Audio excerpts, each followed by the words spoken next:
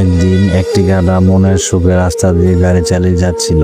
রাস্তার পাশে একটি শেয়াল দাঁড়িয়েছিল। শেয়ালটি চিন্তা করলো কিভাবে গাধার কাছ থেকে গাড়িটি ছিনিয়ে নেওয়া যায়। যেই কথা সেই কাজ। শেয়ালটি বনে গেল এবং বন থেকে একটি মুরগি ধরে আনলো এবং সে মুরগি নিয়ে গাধাটি যে রাস্তা দিয়ে যাচ্ছিল সেই রাস্তায় দাঁড়িয়ে রইল। কিছুক্ষণ পর সে গাধার গাড়িতে উঠে পড়ল এবং সে যাত্রা শুরু করল। কিছু দূর যাওয়ার পর শেয়ালটি ইচ্ছাকৃতভাবে তার হাত থেকে মুরগিটি ছেড়ে দিল এবং মুরগিটি উঠতে উঠতে অনেক দূরে চলে গেল।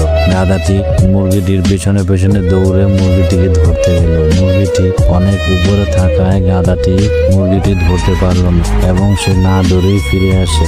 এদিকে এসে দেখে গাড়ি আর শেয়াল দুটোই নেই। শেয়াল তার গাড়ি নিয়ে অনেক দূরে পালিয়ে গেছে।